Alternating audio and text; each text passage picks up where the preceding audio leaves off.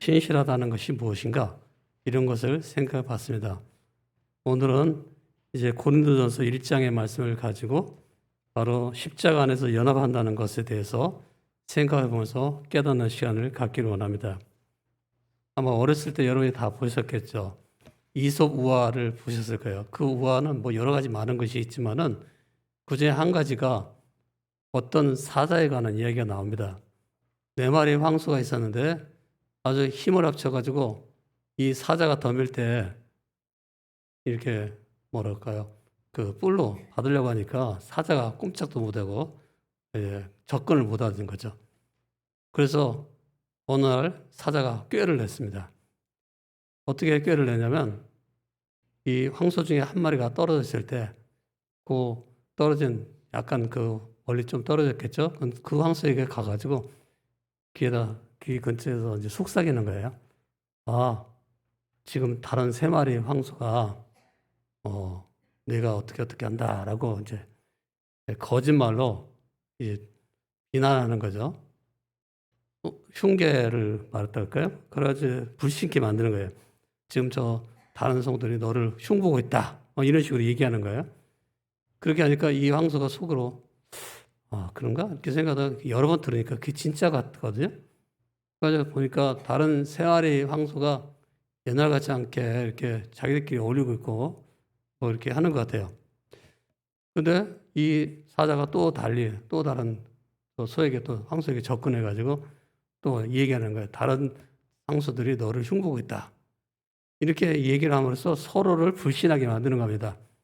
불신을 조장하게 한 다음에 그 다음에 이제 이 사자가 황소에게 달려드니까 이 소떼가 과거에는 뭉쳐가지고 뿔을 들이대면서 이 사자를 물리쳤지만은 이제는 그렇게 하지 않고 따로따로 있었어요. 그러니까 따로 대항을 하려고 해봤는데 뿔로 대항하려고 해봤자 혼자 대항하는 거 가지고는 될 수가 없다는 거죠. 그래서 어떻게 하냐면 이 사자는 맛있는 한 끼 식사를 아주 뭐 한 끼도 아니겠죠. 여러 끼를 먹었겠지만 한 마리씩 잡아먹기 시작해서 결국은 다 잡아먹었다는 그런 아주 옛날 이야기지만은 굉장히 우리에게 많은 것을 시사해주고 있는 그런 이야기라 할 수가 있어요. 요즘 성경에 보면 그렇게 써 있잖아요. 뭐라고 써 있어요? 성경에 뭐라고 써 있는가? 네? 이런 거 써 있어요. 이 줄이 저기 실을 제가 가져왔는데 집에서 할 때보다 이렇게 잘 안 부러지네요. 이 실이 있잖아요. 이렇게 실이 있어서 끊으면 끊어져요. 그렇죠? 그래서 아주 한 호로 된 실은 잘 끊어지는데 성경의 전도서에 보면요. 이 세겹줄에 대한 얘기가 나와요. 그래서 한 줄은 잘 끊어지만 이 세겹줄이 있을 때는 이게 안 끊어진다는 거예요. 삼겹줄은 잘 끊어지지 않는다. 그렇게 써 있어요. 집에 가서 한번 실험해 보세요. 이게 실 중에서 굉장히 가는 실인데요. 그래도 세겹줄은 끊어지지 않아요. 이런 이솝우화나 이런 삼겹줄에 관한 그런 전도서의 말씀을 잘 생각하면 다 똑같은데요. 그것은 뭘 얘기하고 있는가? 연합하고 하나 되는 것은 굉장히 강하게 된다는 거예요. 우는 사자처럼 사단이 우리를 삼킬 자를 지금 노리고 있지만은 우리가 연합하고 하나 되면요. 사단은 꼼짝도 못해요. 근데 각각 혼자서 대항하려고 하면 사단의 밥이 될 수가 있어요.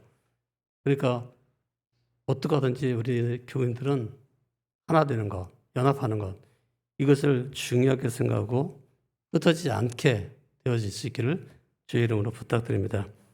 여러분 가신 자료에 보면 여러 가지 제가 거기다 옮겨 적었는데 바로 이 4마리의 소를 노리는 사자처럼 사단이 지금 우리를 노리고 있다는 거예요.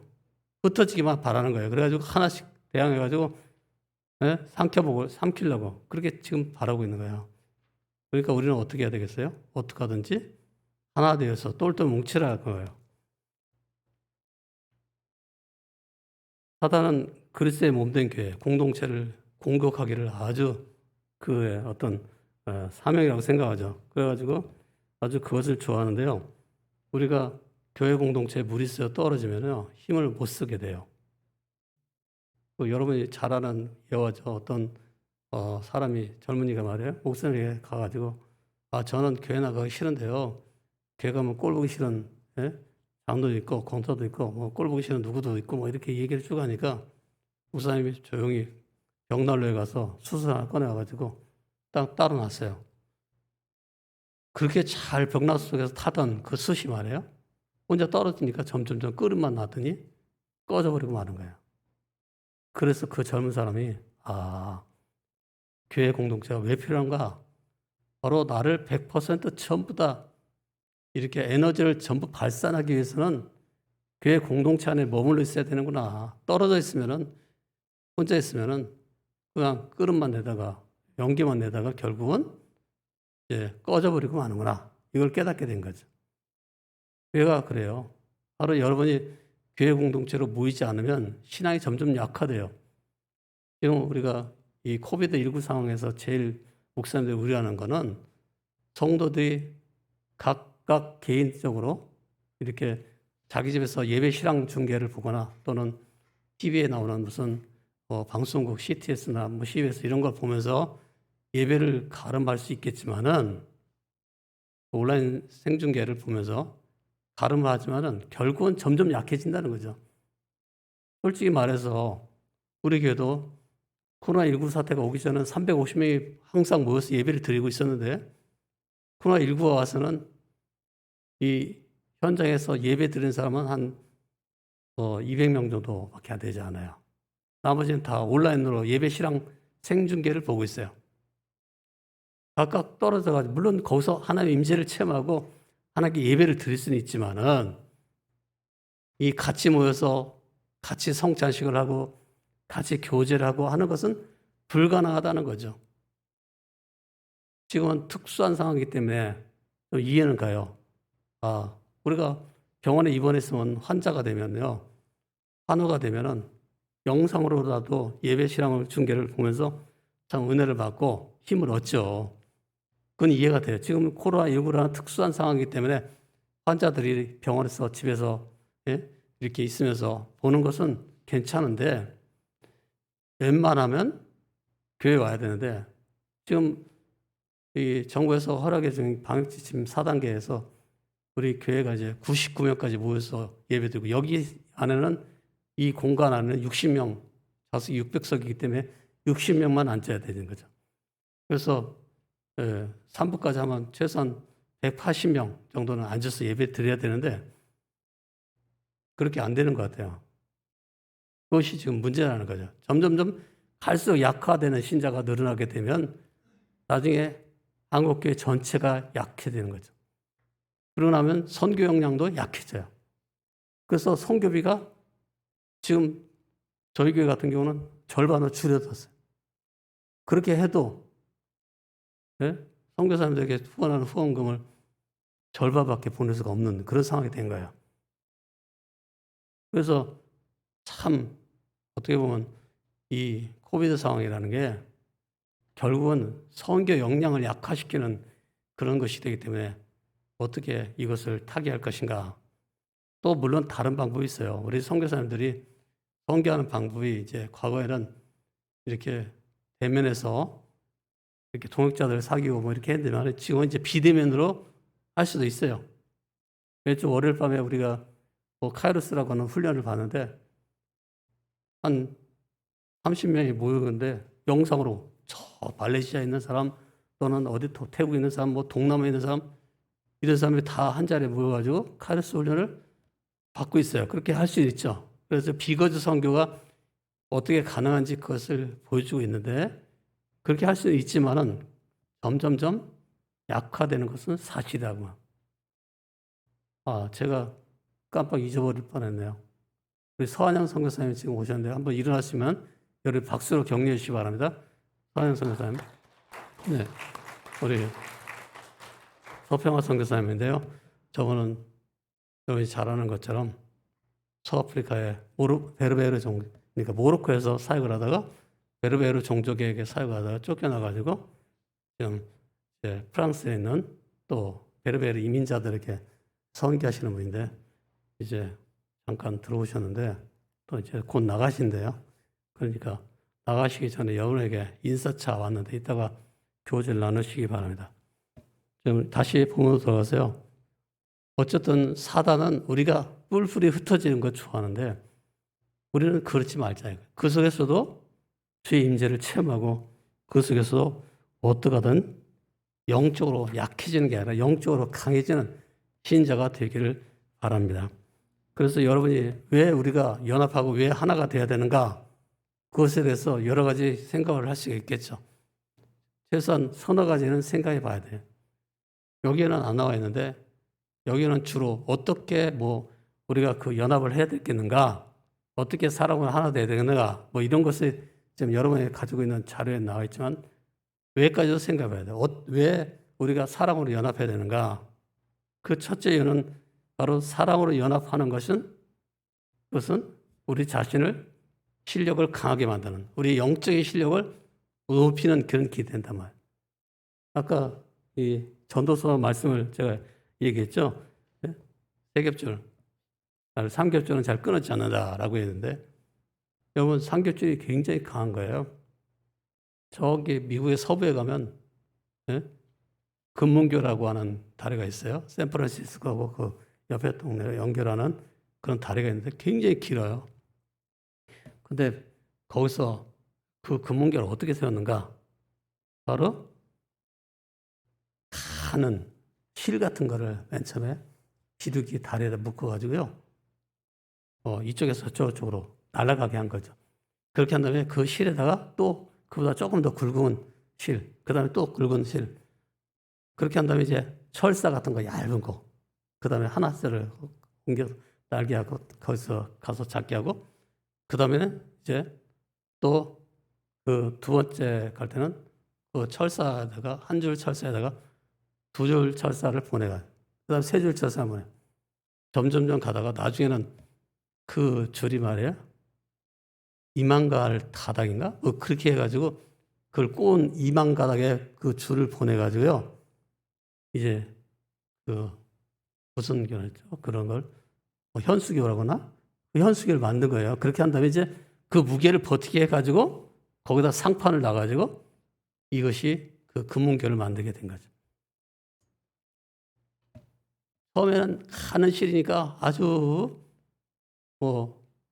우습게 봤지만 나중에 보니까 2만 가닥의 그런 철사를 꼬은 그런 줄이 설치돼 가지고 말이에요. 현수교를 만들 수 있게 된 거죠. 금문교를 만들게 된 거예요.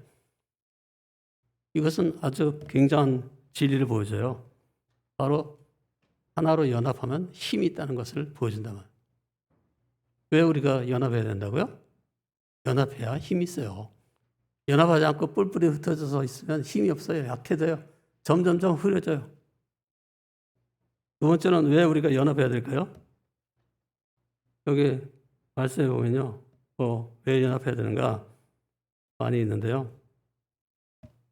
예수 그리스도를 널리 알리기 위해서는 우리가 연합해야 된다.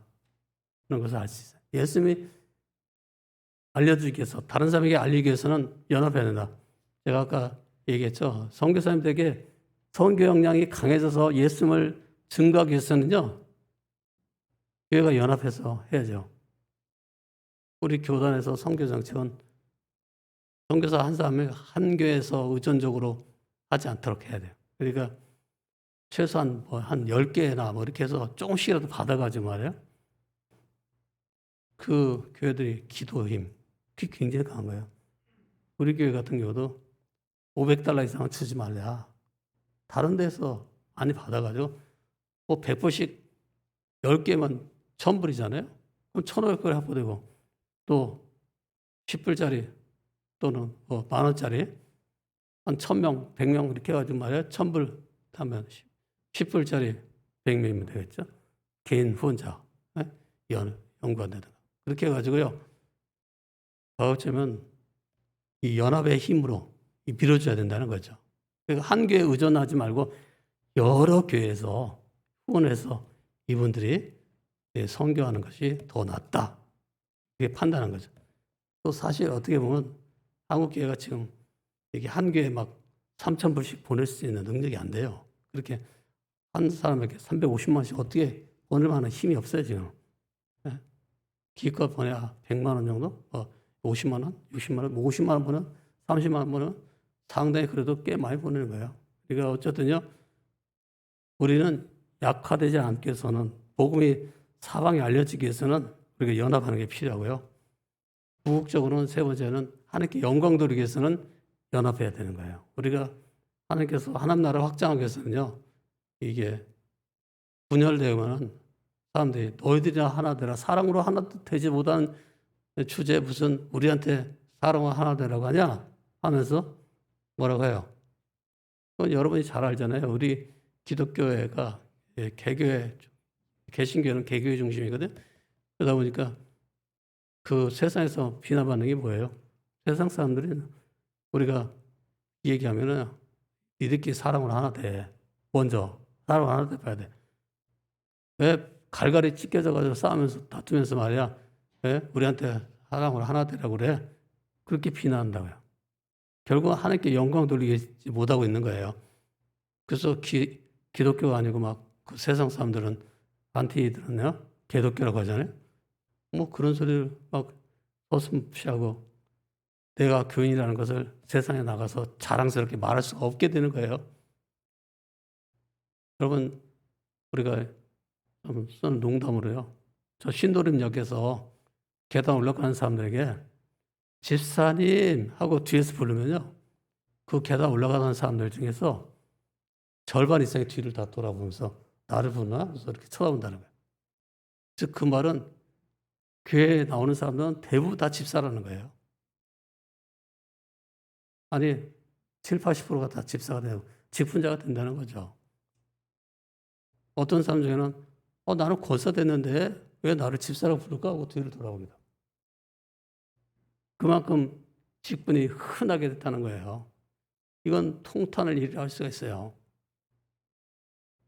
사실 안수 집사는 서리 집사 중에서 세우지만은 설이라는 것은 진짜가 서기 전까지 설이 있는 거예요. 그러니까 국무총리 설이 그러면 진짜 국무총리가 딱 쓰면 국무총리 설이는 어떻게 돼요? 설이 국무총리는 없어지는 거예요. 즉 설이 집사는 안수 집사가 쓰면 사실은 다 없어져야 돼요. 근데 우리 한국교회에서는 설이 집사 제대로 그냥 놔두고 있어요. 왜 그럴까요?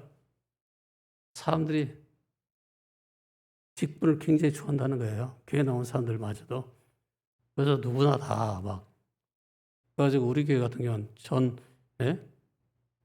교인의 간부와 북한 오피스에 전 교인의 간부에 누구나 다 집사시키고 누구나 다 원하면 다 권사시키고 그렇게 하고 있어요. 이게 사실은 어떻게 보면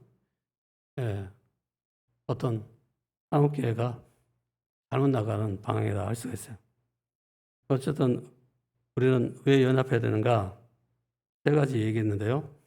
한 10가지 정도 여러분이 찾아내셔야 돼요. 왜 연합해야 되는가? 마음대로 고린도서를 읽으면은 그런 걸 찾아낼 수 있어야 돼요. 10가지 정도는. 근데 이제 여러분이 찾지 못하니까 그냥 시간이 없어서 제가 간단하게 왜 연합해야 되는가에 대해서 3가지 정도 얘기했습니다. 그러면 어떻게 사랑으로 연합할 수 있느냐라고 할 때 그 얘기의 첫째는 사람이 아닌 복음에 근거한 연합을 하라. 그것이 고린도전서 1장 10절로 17절의 말씀에 나와 있어요. 그래서 고린도 교회를 보면요, 그들은 나는 무슨 바울파다, 나는 아볼로파다, 나는 게오파다, 아니라 나는 그리스도파다 라고 주장하면서 이렇게 막 서로 분열하고 나눠져서 싸우고 있었어요. 게다가 또 고린도 교회 성도들 중에는 은사를 막 자랑합니다. 내가 은사가 최고야. 방언하면서 너는 방언 못하지? 나는 방언할 수 있어. 또 어떤 사람은 병 고치는 은사. 나는 병 고치는 은사를 갖고 있는데 당신은 병 고치는 은사 없잖아. 서로 막 지시하고 멸시한다고 할까? 서로 분쟁을 하는 거예요. 그걸 보면서 바울 사도가 이렇게 분열하고 나누어지는 것에 대해서 이제 처방 썼다고 할까? 고린도서를 쓴 거죠. 고린도전서, 고린도후서 뭐 이런 걸 써가지고 어떻게 하든지 그리스도 중심으로 하나 되어야 된다라는 것을 얘기하는 거죠. 그래서 복음에 근거한 연합을 해야 된다는 것을 말하고 있어요. 우리 사도행전 18장을 배경으로 하는 거니까 잘 읽어보시면 알 수 있어요. 그러면 여러분이 고린도 교회가 어떻게 세워졌는가, 또 고린도 교회의 문제점이 뭔가, 결국은 그것이 우리 한국 교회의 문제점이기도 해요. 그러니까 고린도전서를 잘 읽으면 한국 교회를 어떻게 해야 돼? 내가 어떻게 교회를 섬길 것인가, 이걸 다 알게 돼요.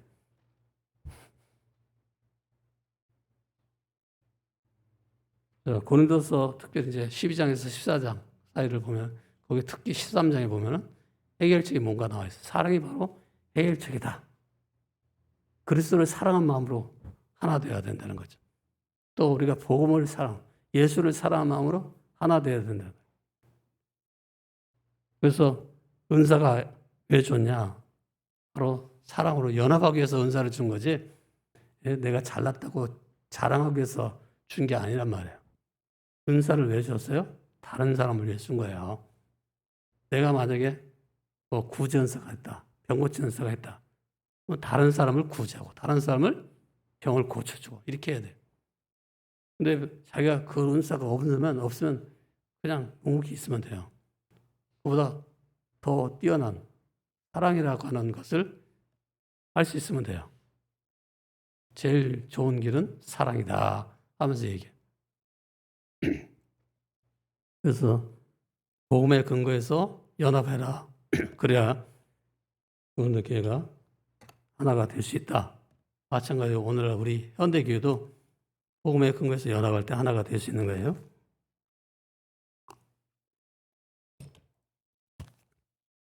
제가 아직은 마스크를 쓰고 있는데 1차밖에 안 맞았기 때문에 그래요.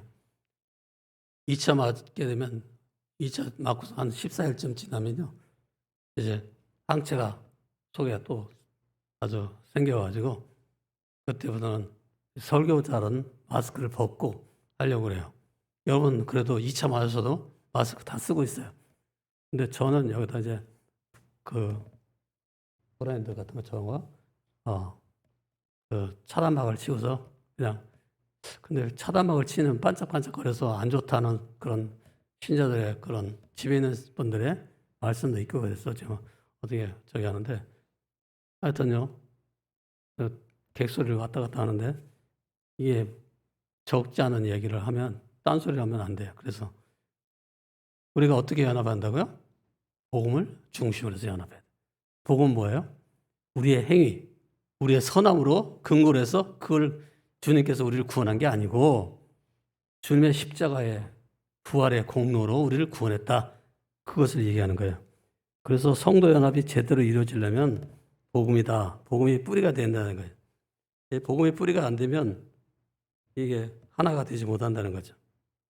뿌리가 뭐예요? 복음이에요. 제가 이제 가봤던 어떤 미국 서부에 공원이 있어요.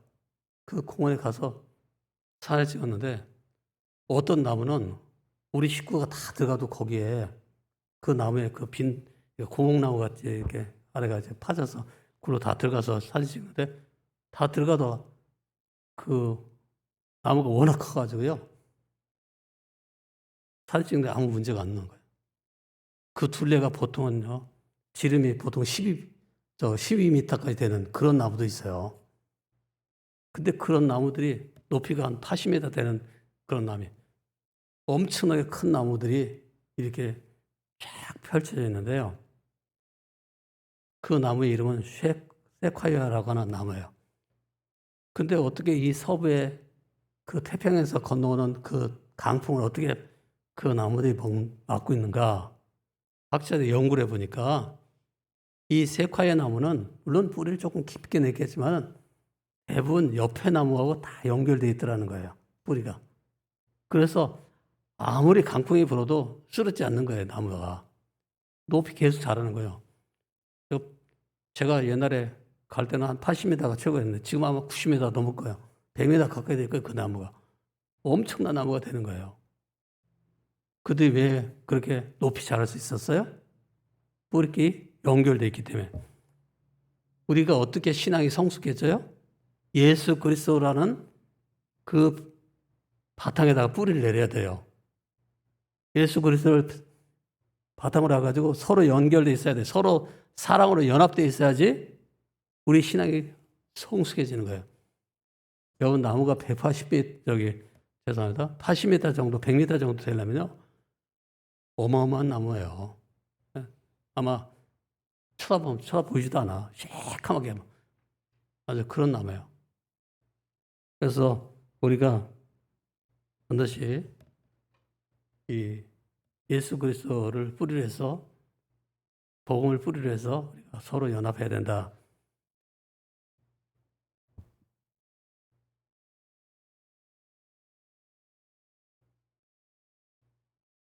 시간이 많이 가서 더 짧게 잘라야 되는데, 기억발 하세요. 여러분, 그 교향악단에 보면 여러 가지 악기가 있잖아요. 그런데 여러 악기들이 있지만은 각자가 각각 다 다른 소리야. 피콜로는 피콜로 소리 내고, 뭐 피아노는 피아노 소리 내고, 바이올린 소리 내고, 트럼펫은 트럼펫 소리 내고. 근데 그게 다 어울려져서 하나의 하모니, 조화를 이루는 거예요. 그것처럼 우리는 다 다른 사람이기 때문에 서로 다 다른 은사를 가지고 있어요. 다 달라요. 그러나 다 어울러서 하나로 뭉쳐가지고 하모니를, 조화를 이루어야 돼요. 누구를 위해서요? 하나님의 영광을 돌리기 위해서. 예수 그리스도를 영화롭게 하기 위해서. 하나님을 기쁘게 하기 위해서. 우리는 조화를 이루는 거예요. 하모니를 이루어야 돼요. 근데 그 바탕은 모든 그 악기들이 다 악보를 보고 하잖아요. 그런 것처럼 반드시 우리는 성경 말씀을 근거로 살아야 돼요. 그래야지 되는데, 복음을 근거로, 그 성경의 핵심이 복음이죠. 그러니까 예수 그리스도의 복음이 우리의 바탕이 되어야 되고 악보가 되어야 되는 거예요. 그래서 우리는 정말 아름다운 합주를 할 수 있기를 주의 이름으로 축원합니다. 두 번째, 십자가에 나타난 하나님의 지혜로 나아가는 그런 연합을 하십시오. 어떻게 연합해야 되는가? 바로 십자가에 나타난 하나님의 지혜, 그걸로 나가라. 사람들이 생각할 때는 십자가라는 것은 미련한 것이죠. 또 십자가라는 것은 참 어리석은 것이라 그렇게 보이는 거죠. 그런데 그게 아니라는 거예요. 십자가는 하나님께서 지혜롭게 사람들의 죄값을 대신 치르게 하시는 방법이었던 거예요. 역사 속에 이런 십자가라는 것을, 십자가 처형, 사실은 이제 반역자들을 처형하는 것이었거든요.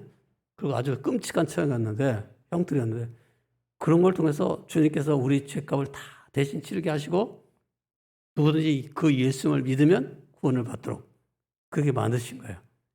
그래서 십자가는 사람들이 볼 때는 그것은 참 미련한 것이고 어리석은 것이지만, 하나님께서 만드신 지혜로운 방법이다. 누구든지 예수를 믿어 구원받게 하는 그런 지혜로운 방법이다 할 수가 있어요. 그래서 십자가에 못 박힌 예수님을 증거하는 것이죠. 바울 사도뿐만 아니라 모든 그 후임자들과 또 속사도들과 그다음에 모든 목사들과 또 교육자들과 또 우리 성도들이 다 이제 복음을 전하게 된 거예요. 그래서 정말로 십자가 나타난 그 하나님의 지혜, 그것을 전하게 된 것이죠.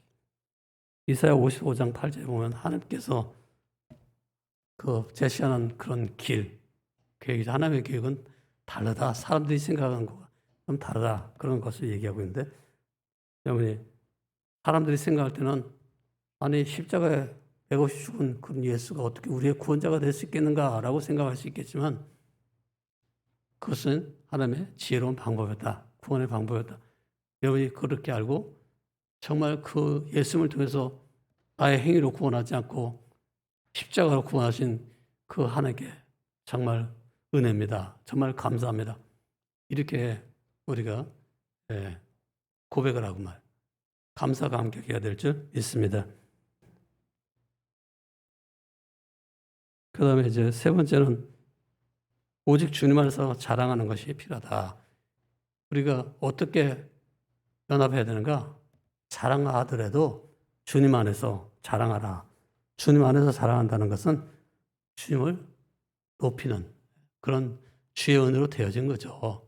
다 하나님의 은혜로 된 거죠. 이게 어떻게 내 힘으로 내 실력으로 이렇게 될 수가 없죠. 하면서 이렇게 얘기하는 거죠. 마태복음 18장 20절에 보면 예수님께서 무슨 말씀이에요?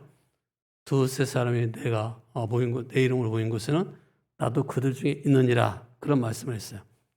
즉 다시 말해서 주의 임재를 누가 경험하는가? 예수님의 이름으로 두세 사람이 모인 곳에 있어야 돼. 주의 임재를 경험한다는 거예요. 그럼 모여서 뭐 할까요? 주님께 예배하면서 주님을 자랑하면서 주님을 높여드리는 거예요. 그럴 때 주님이 함께하는 것이 나타나는 거죠. 그래서 우리는 자랑할 게 없는 사람이에요. 교만할 수가 없어요. 사실은 다 겸손해야 돼. 이 땅을 살아가면서 가장 어리석은 자는 교만한 자고 가장 은혜 못 받는 사람이 교만한 사람인데, 겸손하면요 어린아이가 설교도 은혜를 받아요. 옛날에 우리 스승이었던 박윤선 박사님은요, 초등학생들이 설교도 국민학교 1학년 아이들 설교도 은혜를 받고 열심히 적었어요. 훌륭하신 분이에요. 겸손했기 때문에 언제나 은혜 받던 거예요. 실제로 후배 교수들에 가서 설교할 때도 은혜를 받으면서 맞다고 하면서 아멘 하면서 말 적고 그랬어요. 겸손하면요 대학자도 은혜를 받으세요. 겸손하면 어린아이가 설교도 은혜를 받아요. 근데 교만하면 예수님의 설교도 은혜 못 받아. 절대. 예수님이 설교할 때도 은혜 못 받은 사람도 있었어요. 바리새인들. 왜 못 받았는지 아세요? 교만했기 때문에 그들은 못 받았던 거예요. 그래서 우리는 어떻게 하나 되어야 되는가라고 할 때는 서로 겸손한, 자기가 뭐 겸손할 것도 없고 사실 그대로예요. 사실 우리가 별 볼일 없는 존재예요. 별 수 없는 인간이에요. 그걸 알고 그걸 인정해야 돼. 자기가 뭐 잘났다고 생각하는데 아니요. 별 수 없는 인간이에요. 그래서요 겸손으로 하나가 되고 또 감사 감격하는 마음으로 연합하는 것이 필요해요. 상대방이 있어서 내가 있다만. 아주 좋은 이야기, 우분투라고 하는 아프리카 용어 여러분이 다 아시죠? 당신이 존재함으로 내가 존재하는 것입니다. 네? 그렇게 인사한다 그러죠? 바로 성도도 있음으로 말미암아 목사도 있는 거예요. 목사가 있음으로 성도 개개인도 있는 거예요. 당신이 존재함으로 우리가 있는 것이다. 근데 가장 뿌리가 되신 분은 예수님이에요. 예수님이 존재하심으로, 예수님이 이 땅에 오셨으므로 우리가 구원받을 수 있게 된 거예요. 그러니 얼마나 감사해요. 얼마나 감격스러워요. 이게 놀라운 일이죠. 그래서 감사와 그 감격으로 주님을 섬기게 되는 거죠. 교회를 섬기게 되는 거예요. 우리는 예수의 십자가의 그 죽으심, 희생을 통해서 바로 다 존귀한 그런 사람이 된 거예요. 그래서 그리스도께서는 무엇보다 하나님께 영광을 드리기 위해서 십자가를 향한 순종의 발걸음을 내디셨다. 하나님의 계획대로 다 순종했다. 우리가 정말 감사, 감격한다면 순종해야 돼요. 순종. 순종 안 한다면 그 사람은 아직 유치원 신자예요. 그러니까 여러분이 순종 안 하는 사람 보고 비난할 게 아니라 언제나 저 사람 철들지 생각하면서 참아주고 기다려주는 게 필요해요. 여러분 자료를 잘 읽어보시고요. 왜 우리가 사랑으로 연합해야 되는가? 연합하게 왜 연합해야 되는가? 또 어떻게 연합하는가? 그래서 여러분이 다 찾아내시고서 여러분이 다 이 사랑의 연합에 있어서 어떤 그 끈끈이라고 할까? 그 연결 지점이 될 수 있기를 주의 이름으로 축원합니다. 기도하겠습니다. 하나님 아버지, 오늘도 깨달은 말씀을 가지고 실천해서 우리의 삶에서 많은 열매를 맺어 주께 드릴 수 있는 우리 모두가 되어지게 하여 주시옵소서. 예수님의 이름으로 기도되옵나이다. 지금은 우리 주 예수 그리스도의 은혜와 하나님 아버지의 영원무하신 사랑과 성령의 감화 감동하심과 충만하신 역사가 오늘 주님 앞에 나와서 예배하는 우리 모든 성도들과 저들의 가정과 저들의 하는 일들과 저들의 가족에 또 환우들과 교우들 위해 또 열방에 나가 복음을 전하는 선교사들과 그들의 통역자들과 열방의 백성들 위해 지금부터 영원까지 함께 계셨기를 간절히 축원합나이다.